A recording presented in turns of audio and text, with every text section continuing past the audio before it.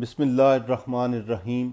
محترم سامعین اکرام، پچھلی نشست میں ہم نے فلک قمر کے احوال آپ کے سامنے پیش کیے تھے اور اس کا اختتام ابو جیل کے نوحہ کے ساتھ ہوا تھا۔ آج کی نشست میں ہم آپ کے سامنے فلک عطارد کے احوال پیش کریں گے۔ زندارود اور رومی فلک عطارد پر پہنچ چکے ہیں۔ اس فلک پر زندارود اور رومی سید جمال الدین افغانی اور سعید علیم پاشا سے ملتے ہیں اور اس وقت کے سیاسی امور اور دنیا اسلام کے مسائل پر گفتگو کرتے ہیں۔ جیسے ہی زندارود اور رومی فلک عطارد پر پہنچتے ہیں، وہاں پہاڑوں میں دریا کا شور انہیں اچھا لگتا ہے۔ زندارود کہتا ہے، خاکسار نے اپنی تجلیوں کی رونق دیکھتے ہوئے اپنے کام کو آگے بڑھایا ہے۔ یا تو میں ہست و بود کے جال میں پھنسا تھا یا وجود میرے دام میں گرفتار ہو گیا ہے۔ کیا میں نے یہ نیلا آسمان چاک کیا ہے؟ کیا میں افلاکی ہوں؟ افلاک میری وجہ سے موجود ہیں۔ ہو سکتا ہے آسمان نے میرے ضمیر کو اپنے اندر محبوس کر رکھا ہو، یا آسمان میرے ضمیر کی گرفت میں آ گیا ہو۔ میرے گرد و نواح میرے اندر ہیں یا باہر، حقیقت کیا ہے؟ میں جو کچھ اپنے اندر دیکھ رہا ہوں کیا ہے؟ ایسا کیوں ہے؟ میں ایک اور فلک پر پہنچ گیا ہوں اور اپنے سامنے ایک اور جہان دیکھ رہا ہوں۔ اس عالم میں پہاڑ، ویرانے، بحر و بر سب موجود ہیں، مگر ہماری دنیا سے پرانے لگتے ہیں۔ یہ عالم دراصل ایک چھوٹے سے بادل میں وجود میں آیا ہے اور ابھی تک انسان کی دسترس سے محفوظ رہا ہے۔ ابھی تک اس کی لوح محفوظ پر ایک بھی نقش محفوظ نہیں ہوا۔ کسی نے بھی اس کی فطرت پر نکتہ چینی نہیں کی ہے۔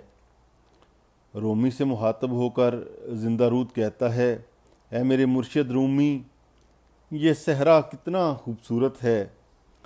یہاں کے پہاڑوں میں دریا کی سورش بھی بہت خوب ہے، مگر یہاں زندگی کے کوئی آثار نظر نہیں آ رہے۔ ایک دم اذان کی آواز سنائی دیتی ہے۔ زندارود کہتے ہیں، ارے یہ اذان کی آواز کہاں سے آ رہی ہے؟ رومی جواب دیتے ہیں، یہ مقام اولیاء ہے۔ یہ سرزمین ہماری خاک کو جانتی ہے۔ آدم جب فردوس سے نکالا گیا تو اس نے ایک دو روز یہاں قیام کیا تھا۔ اس جہاں کی فضا نے آدم کی آہوں کا سوز محسوس کیا ہے۔ اس کے نالہ ہائے صبح و گاہی سنے ہیں۔ اس مقدس مقام کی زیارت کرنے والے نیک اور پاک باز بلند مرتبت مرد ہیں۔ اس میں فضیل اور ابو سعید ایسے صوفیہ اکرام ہیں۔ اس میں جنید و بایزید جیسے عارفین ہیں۔ جلدی کرو تاکہ ہم نماز میں شریک ہو سکیں اور ان کی میت میں سوز و گداز کے چند لمحے گزار سکیں۔ اب ارواح جمال الدین افغانی اور سعید علیم پاشا سے ملاقات ہوتی ہے۔ یہاں تھوڑی سی وضاحت ضروری ہے۔ جمال الدین افغانی اصل میں ایرانی النسل تھے اور اقبال انہیں مجدد وقت کہتے تھے۔ انہوں نے اپنی کوششوں سے دنیا اسلام کو متحد کرنے کی صحیح کی اور بعد میں انہیں ترکی میں زہر دے کے مار دیا گیا۔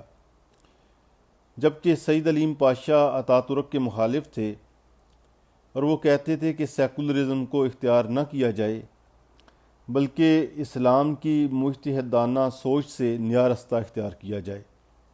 جدید دور میں ان دونوں شخصیات کی مسلمانوں کی ثقافت کے حوالے سے بہت اہمیت ہے، تو اس لیے اس کی وضاحت ضروری تھی۔ زندہ رود کہتا ہے آگے بڑھتا ہوں تو دو شخص مجھے قیام کی حالت میں دکھائی دے رہے ہیں۔ ان میں جو مقتدی تھا وہ نسلاً تاتار لگتا تھا اور جو امام تھا وہ افغانی الاصل۔ میرے مرشد رومی جو ہمیشہ حضوری کی حالت میں رہتے ہیں، ان کا چہرہ انہیں دیکھتے ہی ذوق و سرور سے چمک اٹھا۔ اب رومی کہتے ہیں مشرق جدید نے ان دو انسانوں کے علاوہ کوئی بہتر انسان پیدا نہیں کیا۔ ان کی محبت اور کوشش سے ہمارے کئی عقدے حل ہو گئے ہیں۔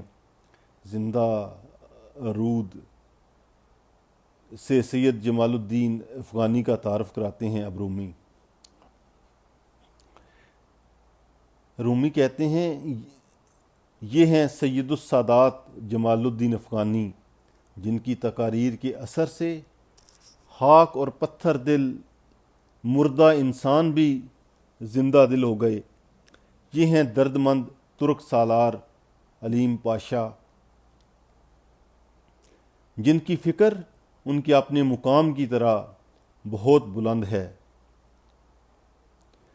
ان دو شخصیات کی میت میں نماز ادا کر لینا ہی اصل عبادت ہے، ورنہ نماز پڑھنا تو ایسا فعل ہے جس کا اجر جنت ہے۔ زندہ رود اور رومی اب دونوں صف میں شانہ بشانہ ان کے کھڑے ہو جاتے ہیں۔ جمال الدین افغانی امام ہیں اور منظر تاریک ہو جاتا ہے۔ زندہ رود کہتا ہے ہائے اس سخت کوش مرد پیر پر، ہائے اس سخت کوش پیر مرد کی سورہ نجم کی کرت پر، اس خاموش ویرانے میں سوز و گداز کی ایسی کیفیت طاری ہوئی کہ اگر ابراہیم خلیل اللہ اور روح القدس جبرائیل بھی سنتے تو وجد میں آ جاتے۔ میرا دل سینے کے اندر بےتاب ہو گیا، حتیٰ کہ قبروں کے اندر سے الا اللہ کا شور بلند ہونے لگا، دھواں مضطرب ہو کر شعلہ بن گیا۔ ایسی کرت تھی کہ پیغمبر داؤد کو بھی سوز و مستی عطا کر دیتی۔ اللہ اللہ، سب چھپے راز افشاں ہو گئے۔ کرت نے ام الکتاب کے حقیقی معنی واضح کر دیے۔ اب منظر روشن ہوتا ہے، نماز ادا کی جا چکی ہے۔ زندہ رود از راہ عقیدت جمال الدین افغانی کا ہاتھ چومتے ہیں۔ رومی زندہ رود کی تعریف کرتے ہوئے کہتے ہیں اور زندہ رود کا تعارف کرتے ہیں، مولانا رومی زندہ رود کا تعارف اب جمال الدین افغانی سے کراتے ہیں۔ یہ ایک ذرہ ہے، افلاک کی سیر کی خاطر نکلا ہے۔ اس کے دل کے اندر سوز و گداز کا بھرا ایک جہان ہے۔ اس کی آنکھ اپنے آپ کو دیکھنے کے سوا کسی کو نہیں دیکھتی، آزاد ہے۔ اب تک کسی کو اپنا دل نہیں دیا، کائنات کی وسعتوں میں سرگرم سفر ہے۔ میں اسے پیار سے زندہ رود کہتا ہوں۔ یہاں میں یہ وضاحت کر دوں کہ زندہ رود کے معنی ہیں بہتا دریا یا بہتی ندی۔ تو زندہ مولانا روم کہتے ہیں کہ میں اسے پیار سے زندہ رود کہتا ہوں۔ افغانی کہتا ہے اے زندہ رود، ہمارے جہان کے متعلق ہمیں کچھ بتا، ہماری اپنی زمین و آسمان کی بات کر۔ تو خاکی ہے مگر فرشتوں کی طرح روشن بصر لگتا ہے۔ بتا مسلمان کس حال میں ہیں، ہمیں ان کے بارے میں کچھ خبر سنا۔ زندہ رود امت مسلمہ کے احوال بیان کرتے ہیں۔ زندہ رود کہتے ہیں امت مسلمہ کا ضمیر شکن ہے، میں دیکھتا ہوں ان میں دین اور وطن کی جنگ شروع ہو چکی ہے۔ ایمان کی کمزوری کے باعث مسلمانوں کے تن کے اندر روح مر چکی ہے۔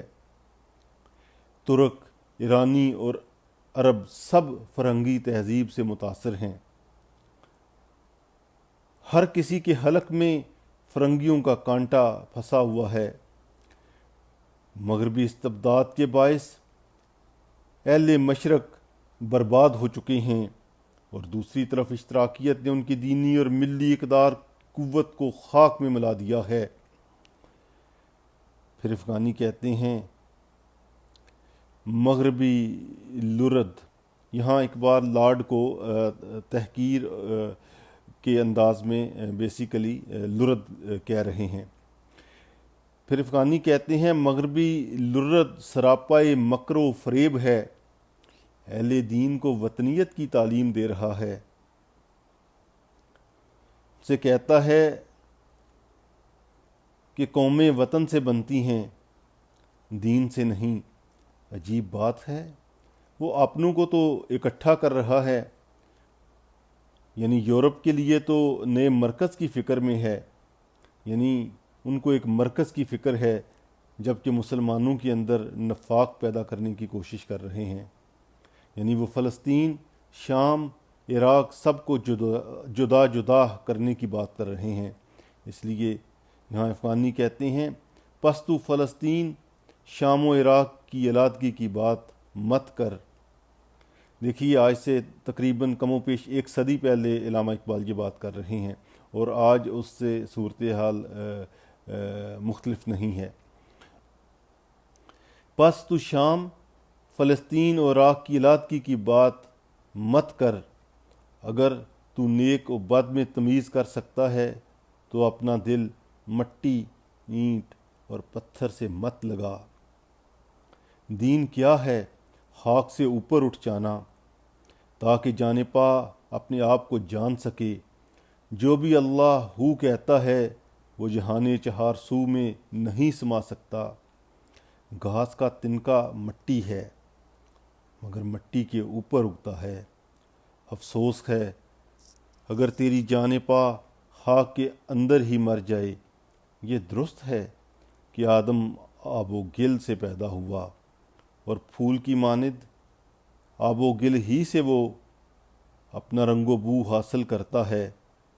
افسوس ہے اگر وہ آب و گل میں الجھ کر رہ جائے اور عالم خاک سے برتر مقام حاصل نہ کر سکے۔ تن تجھے کہتا ہے راہ گزر کی خاک میں مل جا، جان مطالبہ کرتی ہے کہ عالم کی وسعتوں کی طرف دیکھ۔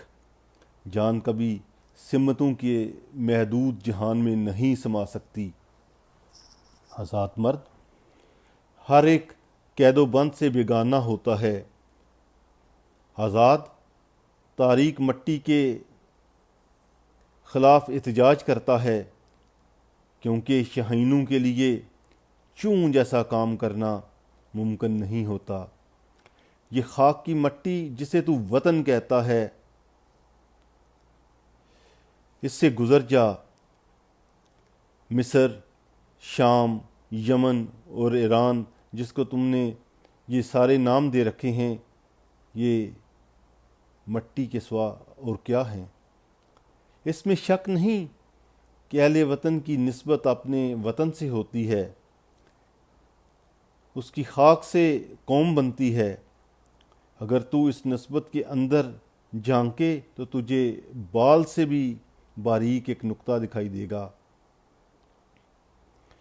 سورج اپنی شوخ بے حجاب تجلیوں کو لیے مشرق سے طلوع ہوتا ہے، اور اپنے اندر کے سوز سے بےتاب کسی نہ کسی طرح مشرق و مغرب کی قید سے باہر نکلنا چاہتا ہے۔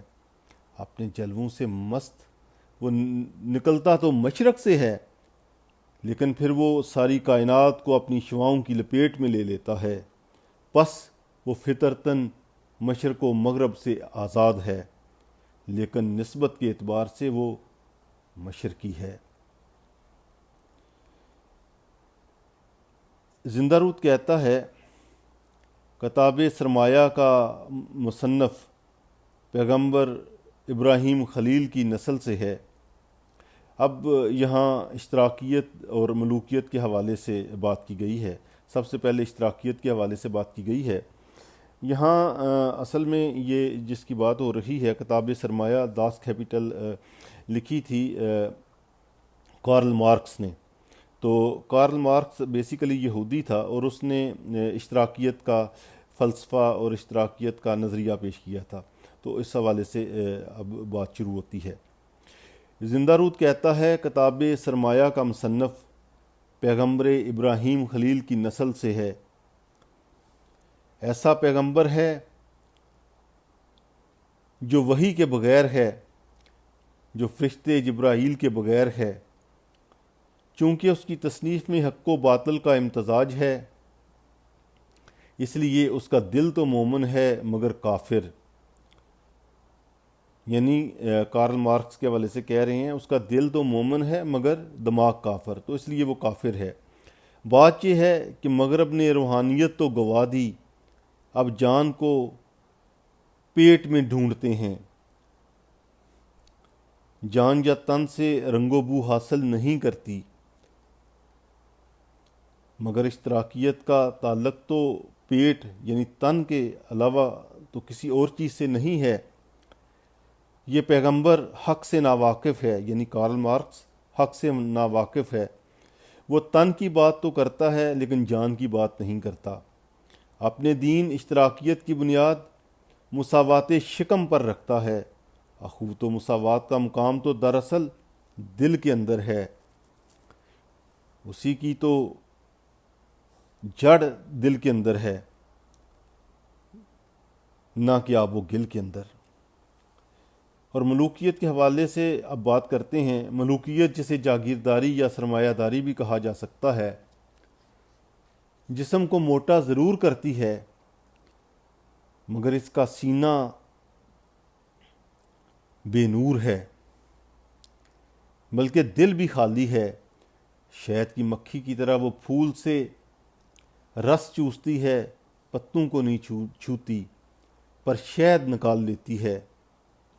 دیکھنے کو تو پودے کی شاخ، پتے، رنگ و بو پہلے کی طرح موجود رہتے ہیں، اور بلبل بھی اس کے جمال کی وجہ سے پہلے کی طرح میوے فغاں رہتی ہے، مگر تو پھول کے رنگ و بو کے طلسم سے باہر نکل،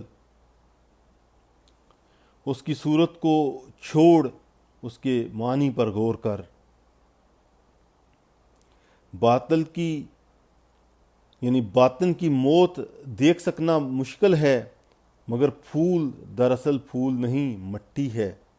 دونوں نظاموں کے اندر جان لاچار اور بے قرار رہتی ہے، دونوں خدا کے منکر ہیں، انسان کو فریب میں رکھے ہوئے ہیں۔ ایک کے ہاں زندگی خروج یا بغاوت کرنا ہے، جبکہ دوسری میں خراج یا ٹیکسوں کی ادائیگی۔ چکی کے ان دونوں پارٹوں میں انسان شیشے کی مانند پس رہا ہے۔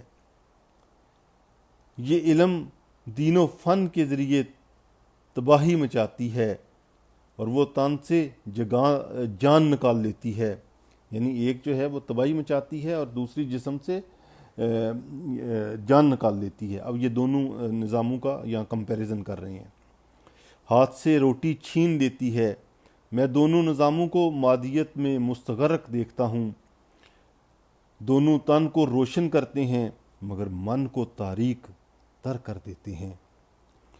لیکن زندگی تو ہے ہی سوز و ساز، اس کا مطلب دراصل مٹی کے جسم میں دل کا بیج بونا ہے۔ اب سید علیم پاشا درمیان میں اپنی بات شروع کرتے ہیں اور وہ مغربیوں کے حوالے سے اپنا نقطۂ نظر پیش کرتے ہیں۔ مغربیوں کے نزدیک زندگی کا انحصار عقل پر ہے، مگر مشرقیوں کی سوچ کے مطابق کائنات کا اصل راز عشق ہے۔ عشق کی مدد سے عقل خدا کو جان سکتی ہے۔ سو عشق عقل کے لیے مستحکم بنیاد فراہم کرتا ہے۔ عشق جب عقل سے بغل گیر ہوتا ہے تو ایک اور ہی جہان وجود میں آتا ہے۔ پس تو اٹھ اور ایک نئے جہان کا نقشہ تیار کر۔ عشق کو عقل سے ملا دے، فرنگیوں کا شعلہ بجھنے کے قریب ہے۔ ان کی آنکھ تو دیکھ سکتی ہے پر دل مردہ ہو چکا ہے۔ وہ اپنی تلوار ہی سے زخم خوردہ ہیں، وہ خود ہی اپنے شکار بن کر تڑپ رہے ہیں۔ اس سے پہلے جنگ عظیم 1 ہوئی تھی اور اس کے حوال، اور اس کے بعد جنگ عظیم 2 بھی شروع ہونے والی تھی، تو اس حوالے سے یہاں وہ بیان کرتے ہیں وہ اپنی تلوار ہی سے زخم خوردہ ہیں اور وہ خود ہی اپنا شکار بن کر تڑپ رہے ہیں۔ ان کے انگور میں سوز و مستی تلاش مت کر، ان کے جہان میں کسی نئے جہان کے آنے کا کوئی امکان نہیں۔ اب تیری اپنی آگ ہی سے زندگی سوز و ساز پائے گی۔ نئے وجود کو عالم میں لانا اب تیرا کام ہے۔ اب مصطفیٰ کمال کے حوالے سے بات کرتے ہیں۔ مصطفیٰ کمال پاشا نے تجدید کا راگ چھیڑتے ہوئے کہا تھا، سب پرانے نقوش مٹا دو۔ اگر فرنگیوں کے لات و منات کو نیا نظام سمجھ کر قبول کر لیا جائے تو یوں کعبے کا سامان حیات نیا بن جائے گا۔ جدید ترکی کے ساز میں کوئی نئی سر نہیں، یعنی مصطفیٰ کمال نے بلکہ اسلام کے سارے نقوش مٹا دیے اور اس پہ تنقید کر رہے ہیں کہ اس نے پورے کا پورا مغربی نظام جو ہے یا مغربی تہذیب اس کو اڈاپٹ کر لیا۔ کہتے ہیں اگر فرنگیوں کے لات و منات کو نیا نظام سمجھ کر قبول کر لیا جائے تو یوں کعبے کا سامان حیات نیا بن جائے گا۔ جدید ترکی کے ساز میں کوئی نئی سر نہیں، جو مغرب میں پرانا ہے وہی ترکی میں نیا ہے۔ مصطفیٰ کمال پاشا کے سینے میں نہ کوئی نیا دم ہے، نہ اس کے ضمیر میں نئے جہان کا تصور موجود ہے۔ موجودہ مغربی عالم سے وابستگی پیدا کرنے اور اس کے سوز میں موم کی طرح پگھل جانے سے کوئی نیا جہان پیدا نہیں ہوتا۔ کائنات فطرتاً جدت پسند ہے، لیکن زندگی کی مضبوطی کا انحصار تقلید پر نہیں۔ نئے زمانوں اور جہانوں کا خالق تو دل زندہ ہے۔ تقلید کے باعث وہ فیض الہی سے محروم ہو جاتا ہے۔ یعنی کہتے ہیں کہ اگر تم نے تقلید ہی کرنی ہے تو پھر مغرب کی تقلید کر کے تم کون سا نیا جہان پیدا کرنے کی کوشش صحیح کر رہے ہو۔ تو یہاں فرماتے ہیں نئے زمانوں اور جہانوں کا خالق تو دل زندہ ہے، تقلید کے باعث وہ فیض الہی سے محروم ہو جاتا ہے۔ اگر تجھ میں واقعی مسلمانوں جیسا حوصلہ ہے تو اپنے ضمیر اور قرآن کو سمجھ، اس کی آیات میں سینکڑوں نئے جہان پوشیدہ ہیں، یعنی کہ اس کی آیات میں سینکڑوں نئے جہان پوشیدہ ہیں۔ اس کی عنابت کے ساتھ کئی اچھوتے زمانے جڑے ہوئے ہیں۔ تیرے سینے کے دل معنی جاننے والا دل موجود ہے، یعنی تیرے سینے کے دل میں معنی جاننے والا اگر دل موجود ہے تو پھر قرآن سے اخذ کردہ ایک ہی جہان عصر حاضر کے لیے کافی ہے۔ بندہ مومن خدا کی آیات میں سے ایک آیت ہے، اس لیے ہر جہان اس کے قد کے مطابق اس کے لیے ایک قبا ہے، یعنی ایک پوشاک ہے۔ جب ایک جہان کی پوشاک قبا اس کے لیے پرانی یا بوسیدہ ہو جاتی ہے تو قرآن اسے نیا جہان دے دیتا ہے۔ زندہ رود پوچھتا ہے افسوس ہم خاکیوں کی کشتی ناخدا کے بغیر ہے، اس لیے کوئی نہیں جانتا قرآن کا جہان کہاں ہے۔ اب یہاں افغانی اپنی بات شروع کرتے ہیں، کہتے ہیں جس جہان کے بارے میں تو نے پوچھا ہے وہ جہان ابھی ہمارے سینوں میں گم ہے، دراصل وہ عالم ہمارے کن کہنے کا منتظر ہے، اس جہان میں خون و رنگ کا امتیاز نہیں، اس کی شام صبح فرہنگ سے زیادہ روشن ہے، وہ آقاؤں اور غلاموں میں تمیز سے پاک ہے، دل مومن کی فراست کی طرح اس کی وسعتیں بے کنارہ ہیں، یعنی مومن کے دل کی فراست کی طرح اس کی وسعتیں بے کنارہ ہیں جن کی کوئی حد نہیں۔ وہ ایسا شاداب جہان ہے جس کا ایک بیج نگاہ فیض کے ذریعے عمر فاروق رضی اللہ تعالیٰ عنہ کے دل میں ڈالا گیا، اور وہ جہان لازوال ہے۔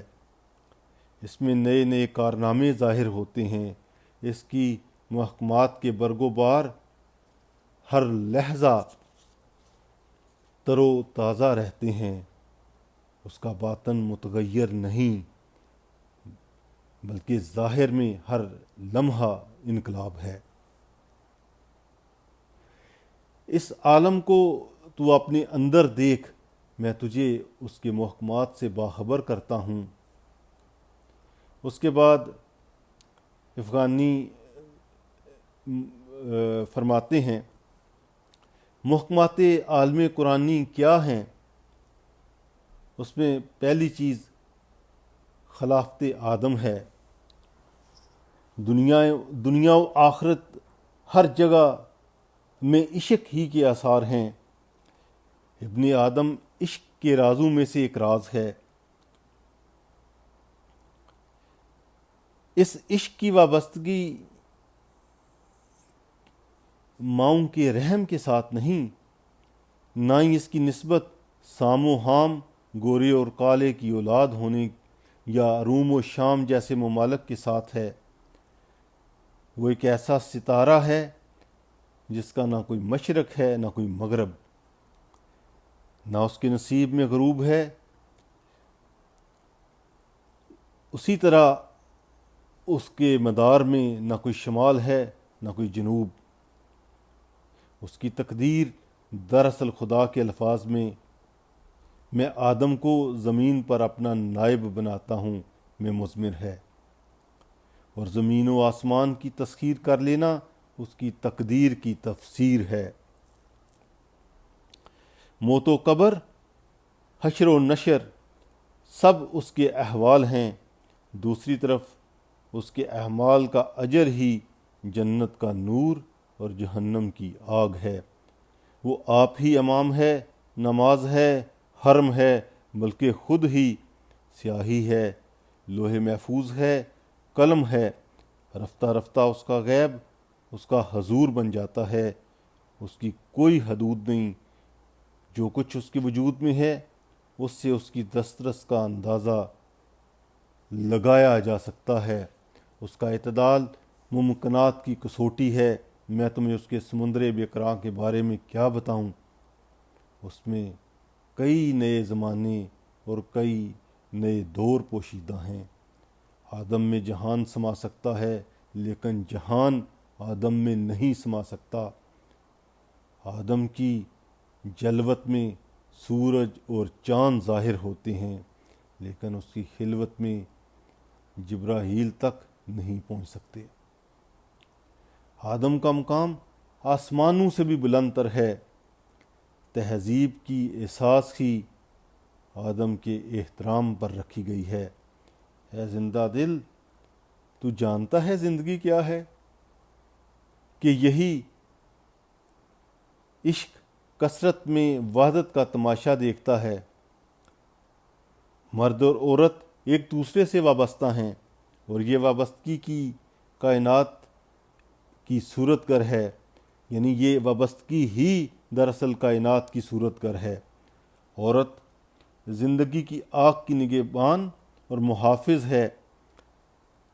اس کی فطرت اسرار حیات کی تختی ہے، وہ ہماری آگ کو اپنی جان کے اندر سنبھالتی ہے، اور اسی کا جوہر خاک کو آدم کی صورت دیتا ہے۔ اس کے ضمیر کے اندر زندگی کے احکامات پوشیدہ ہیں، اس کی تب و تاب سے زندگی کا تسلسل قائم ہے۔ وہ ایسا شعلہ ہے جس سے کئی شرارے پھوٹتے ہیں۔ جان و تن اس کے سوز کے بغیر صورت نہیں پا سکتے۔ ہماری عزت اسی کے وقار میں ہے، کیونکہ ہم سب اس کی نقش بندی کے باعث موجود ہیں۔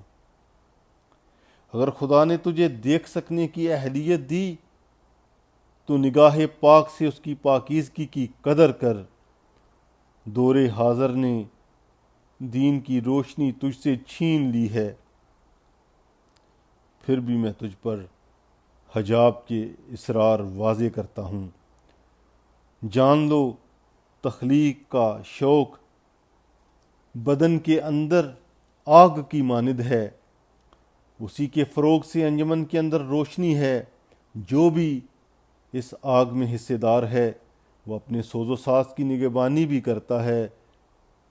وہ ہر لمحے اپنے نقش و نگار پر نگاہ رکھتا ہے تاکہ اس کی لوح پر کوئی اور نقش ثبت نہ ہو جائے۔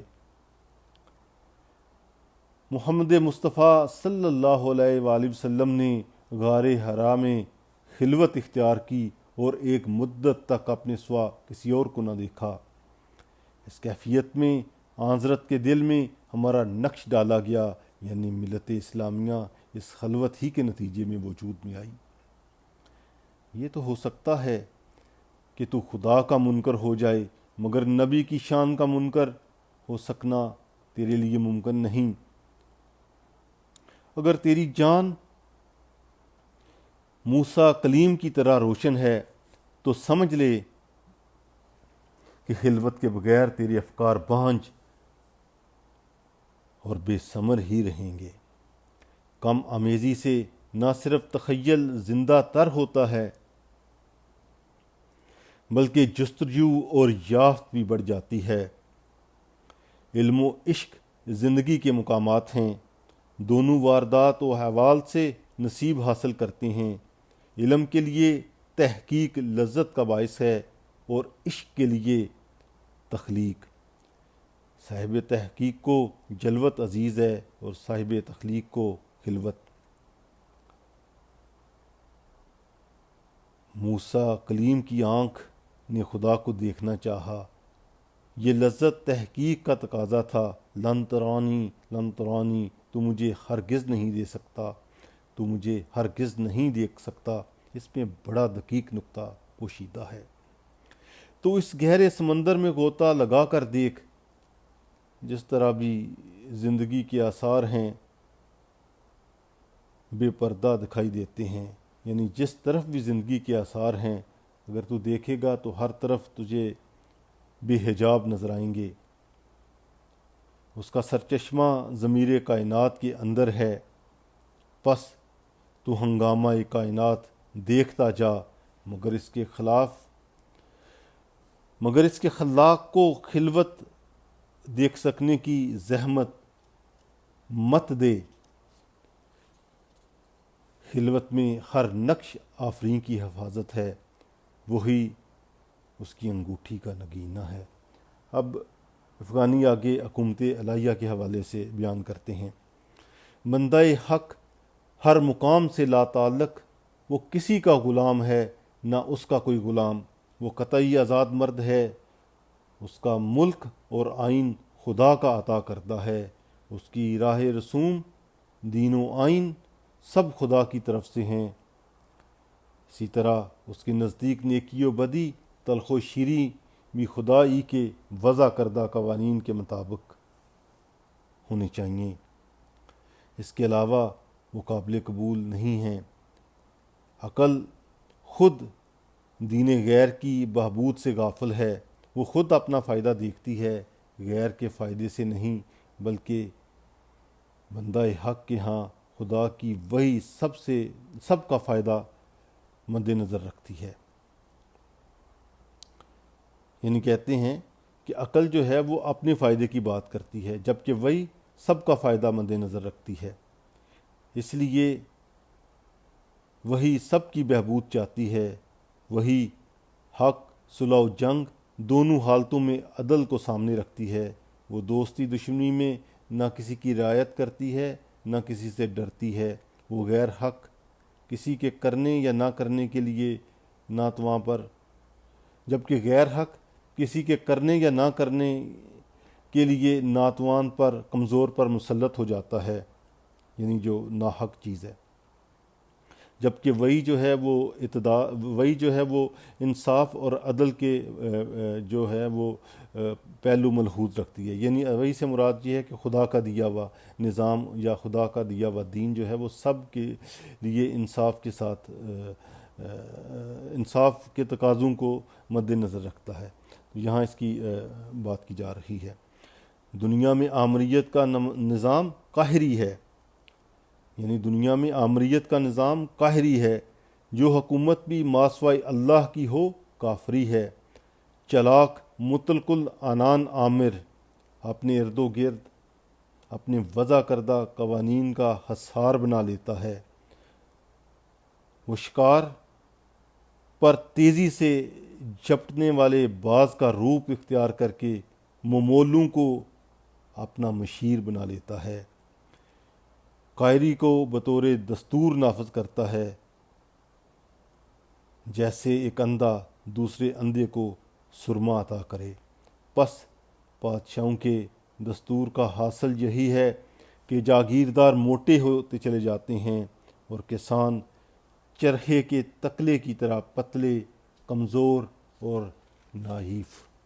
افسوس ہے فرہنگ کے جمہوری نظام پر، اس کے سور کی بانگ سے مردہ اٹھنے کی بجائے اور مردہ ہو جاتا ہے۔ یہ شعبدہ باز گھومتے ہوئے آسمان کی طرح اپنے تختہ شطرنج پر قوموں کو موروں کی طرح استعمال کرتے ہیں۔ چونکہ اس وقت فرہنگ نے یعنی جتنے بھی یورپی ممالک ہیں انہوں نے مختلف قوموں پر قبضہ کیا ہوا تھا۔ اپنے ملکوں میں تو وہ جمہوریت کی بات کرتے تھے، لیکن ہندوستان کو، افریقہ کو اور کئی ممالک کو انہوں نے غلام بنایا ہوا تھا، تو اس پر یہاں تنقید کر رہے ہیں۔ افسوس ہے فرہنگ کے جمہوری نظام پر، اس کے سور کی بانگ سے مردہ دل اٹھنے کی بجائے اور مردہ ہو جاتا ہے۔ یہ شعبدہ باز گھومتے ہوئے آسمانوں کی طرح اپنے تختہ شطرنج پر قوموں کو موروں کی طرح استعمال کرتے ہیں تاکہ ان کی مرضی کے مطابق بازی کھیلی جائے۔ یہ شاطر دولت سمیٹتے ہیں، یعنی یہ دوسرے ملکوں سے بھی دولت اکٹھی کر کے لاتے ہیں تاکہ یہ نوآبادیاتی دور کے اندر یہ سب کچھ ہوا۔ یہ شاطر دولت سمیٹتے ہیں جبکہ دوسرے تکلیف اٹھاتے ہیں۔ علاوہ اس کے وہ ہر وقت ایک دوسرے کی گھات میں لگے رہتے ہیں، یعنی اب کس ملک پر قبضہ کیا جائے یا کس سے جو ہے وہ مال بٹورا جائے۔ تو یہاں یہ بات ہو رہی ہے، یہ شاطر دولت سمیٹتے ہیں جبکہ دوسرے تکلیف اٹھاتے ہیں۔ علاوہ اس کے وہ ہر وقت ایک دوسرے کی گھات میں لگے رہتے ہیں۔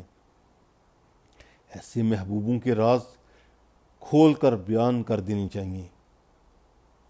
دراصل ہم ان کا مال ہیں اور یہ سب سوداگر ہیں۔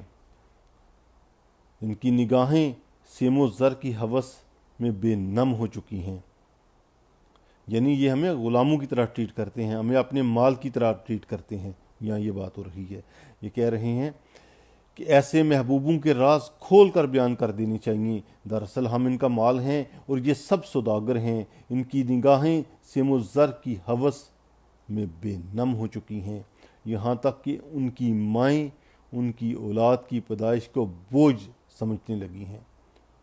افسوس ہے اس قوم پر جو پھل آنے کے خوف سے اس کے اندر سے نمی کھینچ لے، اس ڈر سے کہ کہیں مضراب ساز سے نغمہ پیدا نہ ہو سکے، وہ آنے والے بچے کو وجود کے اندر ہی مار دیتے ہیں۔ اگرچہ افرنگی تمدن نے علم و ہنر کے کئی رنگ ظاہر کیے ہیں، میں سوائے عبرت کے ان سے کچھ حاصل نہ کر سکا۔ اے وہ جو افرنگ کی تقلید کا قیدی ہے، آزاد ہو جا، قرآن کا دامن پکڑ اور آزاد ہو جا۔ پھر آگے فرماتے ہیں، زمین خدا کی ملکیت ہے، مشرق و مغرب میں آدم کی تاریخ واضح کرتی ہے، یعنی یہ مشرق و مغرب میں آدم کی تاریخ واضح کرتی ہے۔ لڑائی جھگڑے اور دراصل جتنے بھی فتنے رونما ہوتے ہیں وہ زمین کے باعث پیدا ہوتے ہیں۔ زمین ایک ایسی دلہن ہے جس کے شور ہم سب ہیں، ایسی جادوگرنی ہے جو ہمارے ساتھ بھی ہے اور ہمارے بغیر بھی۔ اس کے سارے ناز و نخرے مکر و فن ہیں، دراصل وہ نہ تیری ہے نہ میری۔ اس کے پتھروں اور اینٹوں سے تمہارا کیا واسطہ، یہ سب تو آبادیاں قائم کرنے کے اسباب ہیں۔ تو سفر میں ہے، سوتے اور جاگتے میں اختلاط کے کیسے ہو سکتا ہے؟ بھلا مقیم کا مسافر سے کیا کام؟ خدا نے زمین کو ہماری دولت قرار دیا ہے، اور یہ بے بہا دولت ہمیں عطا کی گئی ہے، یعنی یہ بے بہا دولت ہمیں مفت عطا کی گئی ہے۔ اے جاگیردار، مجھ سے یہ نکتہ سمجھ، زمین سے رزق حاصل کر اور دفن ہونے کے لیے قبر، مگر اس پر قابض مت ہو۔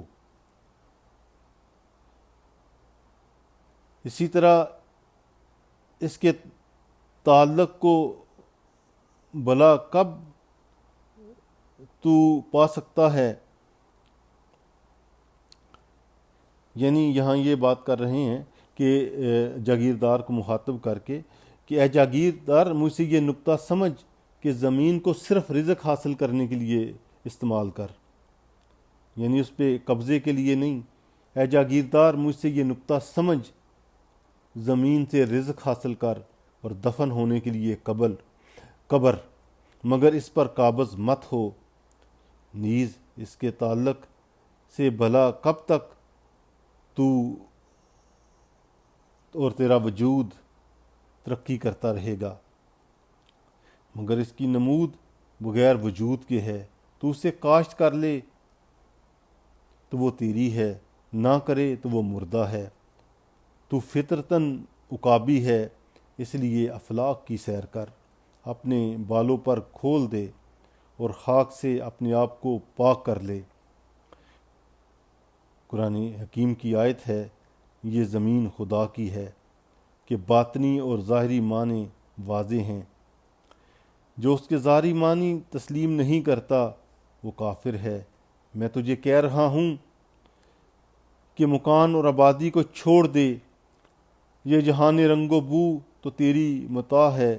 اس خاک سے موتیوں کے دانے چن، شاہینوں کی طرح اپنا شکار آسمانوں سے حاصل کر، اپنا تیشہ اس کے پہاڑوں پر چلا، مگر اپنے اندر کے نور سے اس کی آگ پر حملہ آور ہوتا جا۔ طریق آزری اور بت تراشی سے کنارہ کشی اختیار کر اور اپنی خواہش کے مطابق نیا جہان تراش۔ دنیا کی دلچسپیوں اور رنگینیوں سے دل مت لگا، دل تو خدا کا گھر ہے، اسے کسی اور کو مت دے۔ زندگی میں سونا چاندی، عورت اور اولاد کے پیچھے بھاگتے رہنا بے سر و سامانی کی حالت میں گور و کفن کے بغیر مرنے کے مترادف ہے۔ جو کوئی بھی لا الہ الا اللہ کے حرف کو یاد کر لیتا ہے وہ اپنے اندر ایک عالم کو گم کر لیتا ہے۔ بھوکا، عریان اور رقص کرتے رہنے میں آخر کہاں کی فقیری ہے؟ اصل فقیری تو شاہی ہے، اس کا رہبانیت سے کیا تعلق ہے؟ اب اس کے بعد افغانی حکمت کے حوالے سے بات کرتے ہیں۔ کہتے ہیں حکمت خیر کثیر ہے، خدا نے حکمت کو بڑی نعمت قرار دیا ہے، اس لیے جہاں سے بھی یہ میسر آئے اس نعمت کو حاصل کر لے۔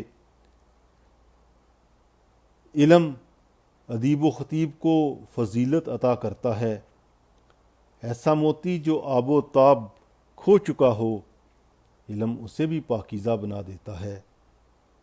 علم آسمانوں کو بلندیوں، یعنی علم جو ہے آسمانوں کی بلندیوں تک انسان کو پہنچا دیتا ہے، حتیٰ کہ سورج کی آنکھ سے نقاب چھین لیتا ہے۔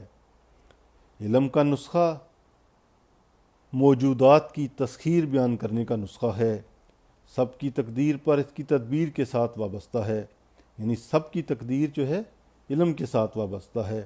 کہتے ہیں کہ علم کا نسخہ موجودات کی تسخیر بیان کرنے کا نسخہ ہے، سب کی تقدیر اس کی تدبیر کے ساتھ وابستہ ہے۔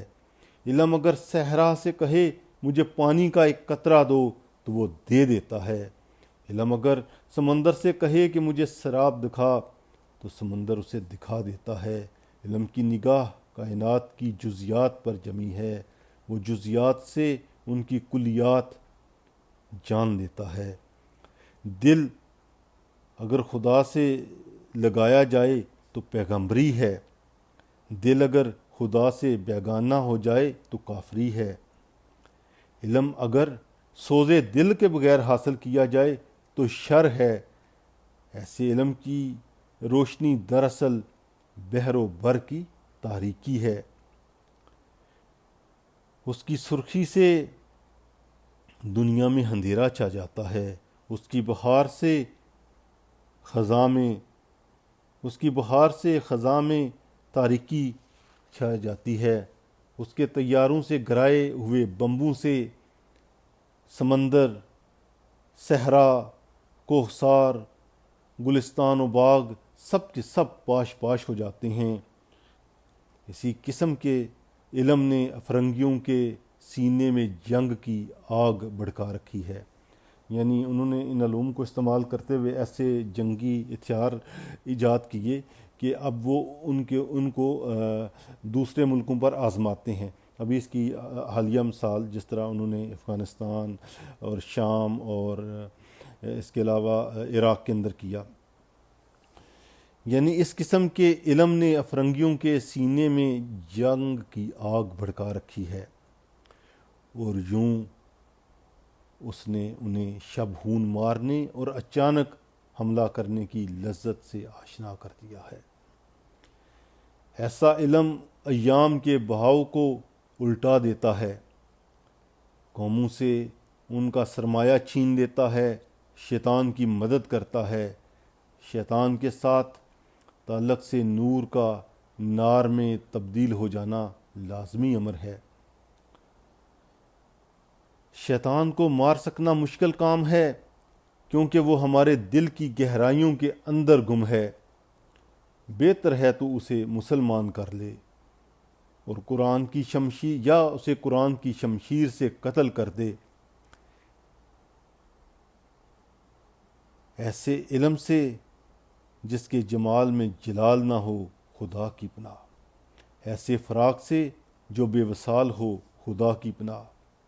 وہ علم جو عشق سے لا تعلق ہے شیطانی ہے، وہ علم جو عشق سے بغل گیر ہے رحمانی ہے۔ محبت کے بغیر علم و حکمت مردہ ہے۔ عقل ایسا تیر ہے جو کبھی اپنے نشانے تک نہیں پہنچ سکتا۔ اے خداوند، نابینوں کو اپنے دیدار سے بینا کر دے، غلاف کو حیدر قرار بنا دے۔ یہاں زندہ رود افغانی سے مخاطب ہو کر کہتے ہیں، سیدنا آپ نے قرآن کے بنیادی اصول تو واضح کر دیے، مگر وہ نیا جہان جس کا آپ نے ذکر کیا تھا وہ ابھی تک پردہ حجاب میں ہے۔ وہ اپنے چہرے سے پردہ کیوں نہیں اٹھاتا؟ وہ ہمارے ضمیر سے باہر کیوں نہیں نکلتا؟ ہمارے سامنے تو ایک فرسودہ جہان ہے جس کی خاک سے ملت اسلامیہ اپنے آپ کو مطمئن سمجھتی ہے۔ تاتاروں اور کردوں کے سینوں سے سوز کا خاتمہ ہو چکا ہے۔ اب یا تو مسلمان مر گئے ہیں یا قرآن مر گیا ہے۔ اب یہاں سعید علیم پاشا اس کا جواب دیتے ہیں، اس زمانے میں اسلام واقعی کافری سے زیادہ رسوا ہے، کیونکہ روح دین سے بے بہرا ملا نے کافر بنانے والے مومن کا روپ اختیار کر لیا ہے۔ ہماری نظر میں ہماری شبنم سمندر ہے، مگر ملا کی نگاہ میں ہمارا سمندر شبنم ہے۔ اس قرآن فروش کی عجیب و غریب تعویلوں نے، اس قرآن فروش یعنی ملا کے حوالے سے بات کر رہے ہیں، اس قرآن فروش کی عجیب و غریب تعویلوں سے ایون حتیٰ کہ روح الامین کو بھی احتجاج کرتے ہوئے پایا گیا ہے۔ اللہ کا دل افلاک سے، تیرے جہان کی موجودگی سے ناواقف ہے۔ اس کے نزدیک الکتاب محض قصے کہانیوں پر مشتمل ہے۔ وہ نبی کے دین کی حکمت کو نہیں سمجھ سکا۔ اس کا آسمان ستاروں کے نہ ہونے کے باعث تاریک ہے۔ وہ کم نگاہ، کوہر ذوق اور ہرزہ گو ہے۔ ملت اسلامیہ اس کی کج بحثیوں سے ٹکڑے ٹکڑے ہو کر فرقوں میں بٹ چکی ہے۔ کہاں ہمارا مدرسہ، کہاں ہمارے ملا، اور کہاں قرآن کے اسرار و رموز۔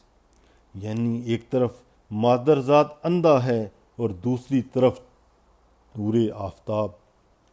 اب جہاد کی فکر و تدبیر کرنا کافر کا دین بن گیا ہے، اور ملا کا دین خدا کے نام پر مسلمانوں کے درمیان فساد برپا کرتے رہنا ہے۔ یہاں یہ ذہن میں رہے کہ اس وقت کچھ لوگوں نے جہاد کے خلاف فتویٰ دیا تھا، جس میں غلام احمد قادیانی بھی تھا، تو یہاں اس پر تنقید کر رہے ہیں کہ یہ انہوں نے جہاد کے خلاف فتویٰ دے کے اس کو حرام قرار دے دیا ہے۔ تو اس پر تنقید کہتے ہیں کہ وہ تو مسلمانوں کے ملکوں پر قبضہ کر رہے ہیں اور انہوں نے جہاد کو اپنا لیا ہے، جبکہ مسلمان اس کو ترک کر رہے ہیں۔ تو یہاں فرماتے ہیں اب جہاد کی فکر و تدبیر کرنا کافر کا دین بن گیا ہے، اور ملا کا دین خدا کے نام پر مسلمانوں کے درمیان فساد برپا کرتے رہنا ہے۔ پس اس جہان کی جان مرد حق کی خلوت نشینی میں ہے، اور ایسا مرد حق ہماری نظروں سے چھپا ہوا ہے۔ اسے میری طرف سے کہہ دو اے کہ تیرے افکار سے مومن کی حیات وابستہ ہے، تیرے نفس سے ملت اسلامیہ قائم و دائم ہے، تیرا آئین عظیم قرآن کی حفاظت ہے، تیرا دین کلام الہی کی وضاحت ہے۔ تو کب تک سر جھکائے خاموش بیٹھا کلیمی اختیار کرنے سے گریز کرتا رہے گا؟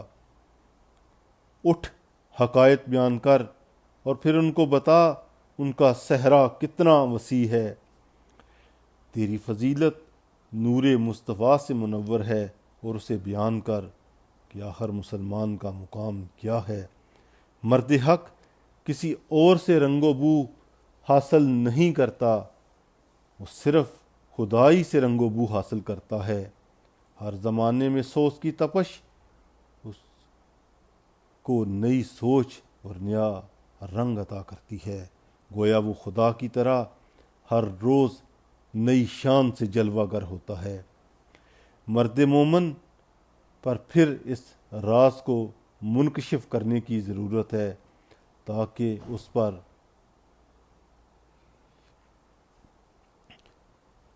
کلو یومن ہوا فی شان کی تفسیر واضح ہو جائے۔ اس کارواں کی حرم شریف کے سوا اور کوئی منزل نہیں ہے، اور نہ ہی اس کے دل میں غیر حق کی کوئی جگہ ہے۔ میں نہیں کہتا کہ ہمیں کوئی اور راہ اختیار کرنی چاہیے، میں تو صرف اتنا کہہ رہا ہوں کہ کاروان بدل چکا، اس کی نگاہ بھی بدل چکی، لہٰذا ہمیں زاویہ نگاہ بدلنے کی ضرورت ہے۔ اب درمیان میں افغانی اپنی بات شروع کرتے ہیں۔ افغانی کہتے ہیں کیا تو نے حدیث مصطفیٰ سے واقف ہیں، جس میں نبی علیہ الصلوۃ والسلام ارشاد فرماتے ہیں اسلام دنیا میں غریب کے طور پر آیا۔ میں اس لفظ کے معنی بتاتا ہوں۔ غربت دین سے کیا مراد ہے؟ دینداروں کی اس سے مراد دینداروں کی مفلسی نہیں ہے، ایسے شخص کے لیے جو جاننے کی جستجو رکھتا ہو۔ یہاں غربت سے مراد قرآنی آیات کی ندرت ہے، جیسے ہم عجیب و غریب کہتے ہیں، یعنی جسے ہم عجیب و غریب کہتے ہیں، اس سے بیسیکلی مراد کیا ہے؟ قرآنی آیات کی ندرت، یعنی یہ عجائب ہے ایک طرح کا، آپ کہتے ہیں کہ عجائب ہونے کے معنی میں ہے، یہ تو بڑی عجیب و غریب چیز ہے۔ تو یہاں کہتے ہیں کہ غربت سے مراد قرآنی آیات کی ندرت ہے۔ غربت دین ہر زمانے میں نئی قسم کی ہوتی ہے۔ اگر تو نظر رکھتا ہے تو اس باریک نقطے کو سمجھ، قرآن کی واضح آیات سے پھر دل لگا تاکہ تو عصر حاضر کو اپنی کمند میں لا سکے۔ قرآن کے اسرار کوئی نہیں جانتا، اہل مشرق اور اہل مغرب سب اسے معلوم کرنے کے لیے بے قرار ہیں۔ روسیوں نے نیا نظام نافذ کیا ہے جس کی وجہ سے انہیں روٹی پانی تو مل گیا لیکن دین ہار گئے۔ مگر تو صرف حق دیکھ، حق کہہ، حق کی بات کر اور نہ حق کی جستجو مت کر۔ میری طرف سے اہل روس کو پیغام دے دے۔ اس کے بعد جمال الدین افغانی اہل روس کو اپنا پیغام دیتے ہیں۔ یہاں یہ بات ذہن میں رہے کہ اس وقت روس میں کمیونزم نظام نیا آیا تھا، اور اس سے پہلے انہوں نے صدیوں پرانی ملوکیت کو شکست دی تھی۔ تو یہاں جمال الدین افغانی ان کے نام اپنا پیغام نشر کرتے ہیں۔ تو کہتے ہیں قرآن کی منزل اور اس کا مقصد اور ہے، لیکن بدقسمتی سے آج کے مسلمان کے رسوم اور طور طریقے اور ہیں۔ مسلمان کے دل میں وہ آگ موجود نہیں جو پہلے تھی۔ اس کا دل محمد مصطفیٰ صلی اللہ علیہ وآلہ وسلم کی محبت سے خالی ہے۔ بندہ مومن نے قرآن سے فائدہ اٹھانا چھوڑ دیا، اس لیے اب اس کے پیالے میں نہ شراب نظر آتی ہے نہ تلچھٹ۔ مسلمان نے خود کیسر و کسریٰ کا طلسم توڑ کر ملوکیت کا خاتمہ کیا، مگر اب خود ہی تختۂ ملوکیت پر بیٹھ گیا ہے۔ جوں جوں مسلمان کے شجر نے قوت پکڑی ہے، اس کے دین نے بھی ملوکیت کا لبادہ اوڑھ لیا ہے۔ ملوکیت کے زیر اثر نہ صرف زاویہ نگاہ بدل جاتا ہے بلکہ عقل و ہوش اور رسم و راہ بھی بدل جاتے ہیں۔ اے روسیو، تم لوگوں نے ایک نیا نظام اپنایا ہے، پرانے نظام سے تم نے چھٹکارا حاصل کر لیا ہے، اس سے دل اٹھا لیا ہے۔ تم نے بھی مسلمانوں کی طرح دنیا میں ملوکیت کی کمر توڑی، مگر اپنے ضمیر میں اپنے ضمیر میں چراغ روشن کرنے کی خاطر ہماری سرگزشت سے عبرت حاصل کرو، یعنی دوبارہ ملوکیت کی طرف مت جانا۔ ملوکیت کے خلاف جنگ میں اپنے پاؤں مضبوطی سے جما لو اور دوبارہ پرانے نظام کے لات و منات کے گرد طواف مت کرنا۔ یہ بوڑھی دنیا ایک ایسی قوم کو وجود میں لانے کی خواہش مند ہے جو بیک وقت خوشخبری دینے والی اور ڈرانے والی ہو۔ تم لوگ اقوام مشرق کی طرف واپس آ جاؤ، کیونکہ تمہاری تاریخ کے ایام مشرق سے منسلک ہیں۔ تم لوگوں نے اپنی جان میں نیا سوز پیدا کر لیا، اس لیے تمہارے ضمیر کے شب و روز پھر گئے ہیں۔ اب فرہنگ کے آئین و دین پرانے ہو چکے ہیں، تم اس پرانے بت قدے کی جانب مت دیکھو۔ تم نے اپنے پرانے آقاؤں کا خاتمہ کیا، اب لا الہ کی منزل سے گزرو اور الا اللہ کی منزل کی طرف چل پڑو۔ اگر جستجو کی صلاحیت ہے تو انکار کی کیفیت سے گزر کر اثبات کی راہ اختیار کرو۔ اگر نئے نظام میں عالم کی خواہش رکھتے ہو تو اس کے لیے محکم احساس کی ضرورت ہے۔ یہاں آپ انہیں کہتے ہیں کہ اگر نظام تو تم نے بدل دیا ہے لیکن اس کی احساس جو ہے وہ اس کے بیسز جو ہیں وہ مضبوط ہونے چاہیے، اس لیے محکم احساس کی ضرورت ہے۔ اگر تم نے پرانی داستان کے سارے باب ختم کر دیے ہیں تو اپنی فکر کو کتاب اللہ سے روشن کرو، یعنی اپنی احساس کو، اپنے نظام کو کتاب اللہ یعنی قرآن حکیم سے روشن کرو۔ یہ روسیوں کو پیغام دے رہے ہیں جمال الدین افغانی۔ اگر جستجو کی صلاحیت ہے تو انکار کی کیفیت سے گزر کر اثبات کی راہ اختیار کرو۔ اگر نئے نظامی عالم کی خواہش رکھتے ہو تو اس کے لیے محکم احساس کی ضرورت ہے۔ اگر تم نے پرانی داستان کے سارے باب ختم کر ڈالے ہیں تو اپنی فکر کو کتاب اللہ سے روشن کرو۔ کس نے سیاہ فام لوگوں کو ید بیضا عطا کیا؟ بے کسوں کو کس نے کیسر و کسرا کے خاتمے کا پیغام دیا؟ رنگ برنگے جہانوں کے جلووں سے گزر جاؤ، فرہنگ سے دور رہ کر ہی تم اپنے آپ کو پا سکتے ہو۔ اگر تم مغربیوں کے مکر و فریب سے واقف ہو تو رباہی چھوڑ کر شیری اختیار کرو۔ رباہی کیا ہے؟ یہی ساز و بر کی تلاش۔ مگر شیر مولا کے سامنے دو ہی راستے ہیں، آزادی اور موت۔ قرآن کے بغیر شیری محض رباہی ہے۔ فقط قرآن ہی اصل میں شہنشاہی ہے۔ فقط قرآن ذکر و فکر کا اختلاط ہے۔ اگر تم ذکر سے عاری ہو تو تمہاری فکر کبھی کامل نہیں ہو سکے گی۔ ذکر ذوق و شوق کو ادب کی تعلیم دیتا ہے۔ ذکر کا تعلق زبان، منہ یا لب سے نہیں، ذکر ہی سے سینے میں جلا دینے والے شعلے لرزاں ہوتے ہیں۔ افسوس ابھی تک تیری فطرت کو وہ راس نہیں آئے۔ اگر تو واقعی فکر کی راہنائی کا شاہد ہے تو تجھ کو بتاتا ہوں کہ فکر کی تجلیات کیا ہیں، قرآن کیا ہے۔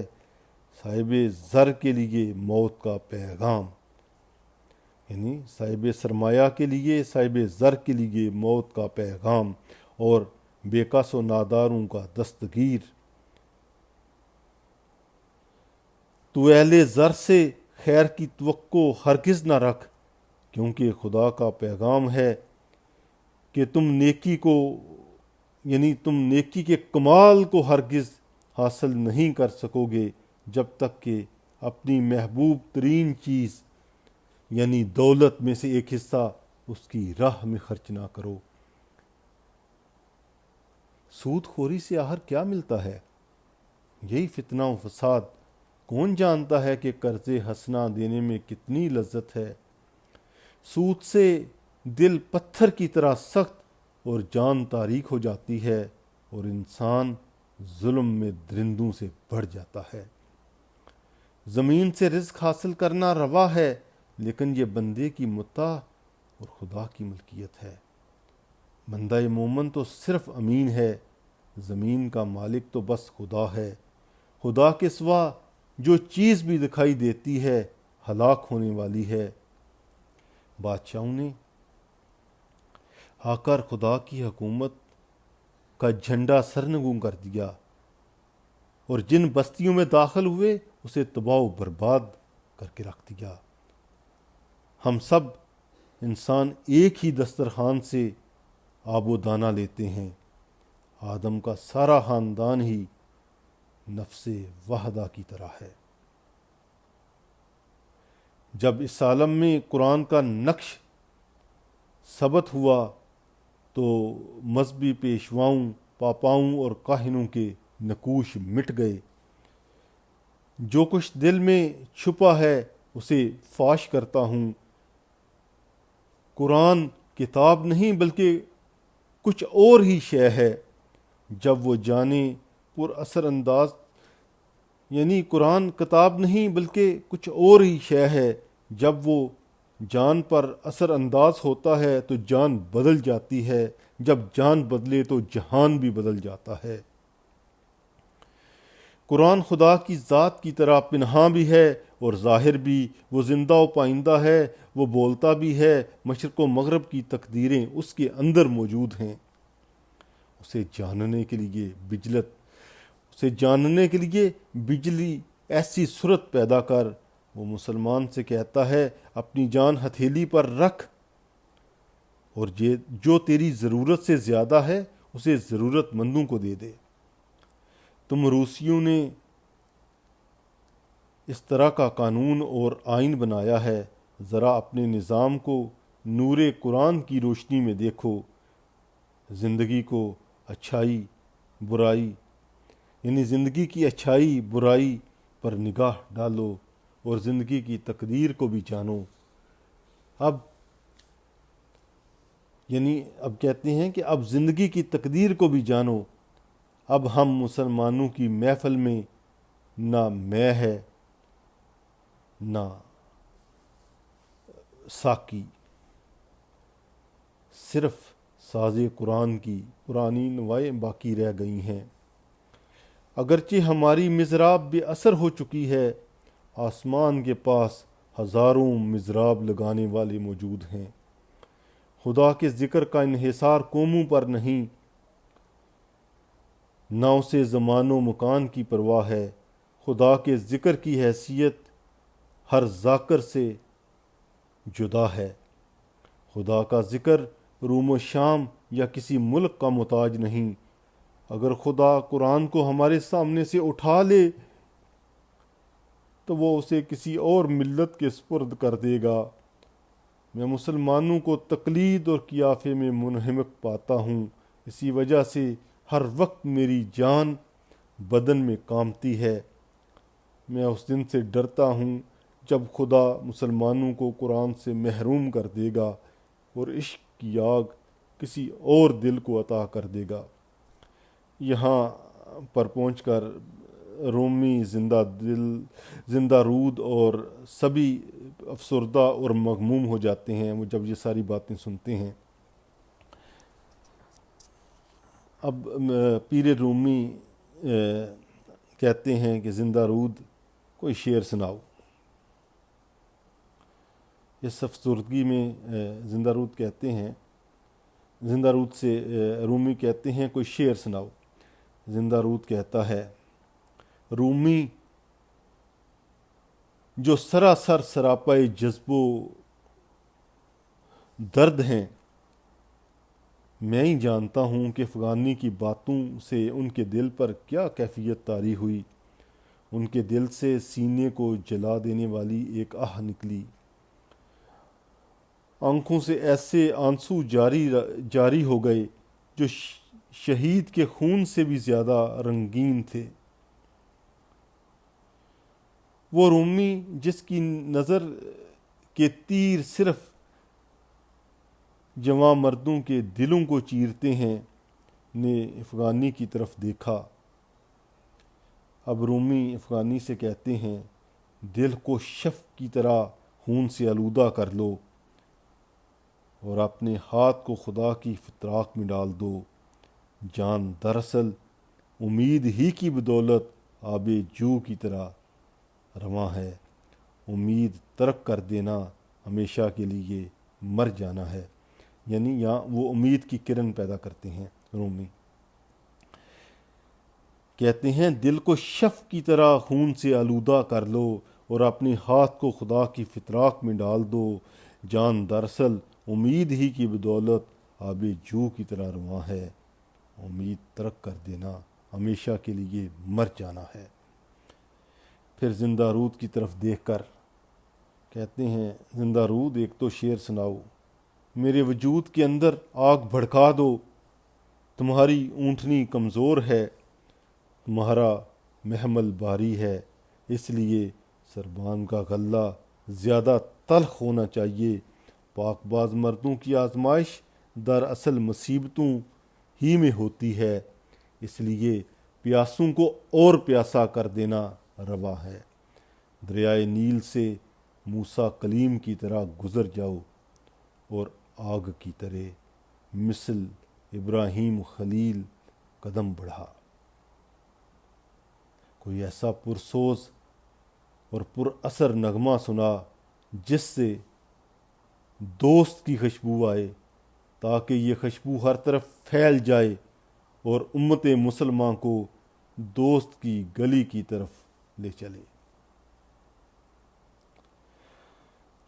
اس پر اقبال اپنی غزل سناتے ہیں، فرماتے ہیں، یہ گل و لالہ جس کی جستجو میں تو کہتا ہے مقیم ہیں، دراصل مقیم نہیں بلکہ موج نسیم کی طرح راہ پیما اور سرگرم سفر ہیں۔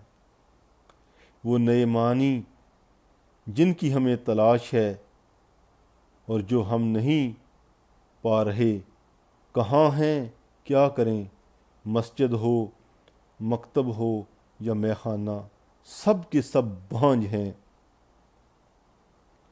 بس کہیں سے بھی نئی سوچ کا مل سکنا مشکل ہے۔ اپنے اندر ہی سے کوئی حرف وضع کر اور اس حرف کے سوز میں جل جا، کیونکہ اس خانقاہ کے سب موسیٰ کلیم سوز دروں سے محروم ہیں۔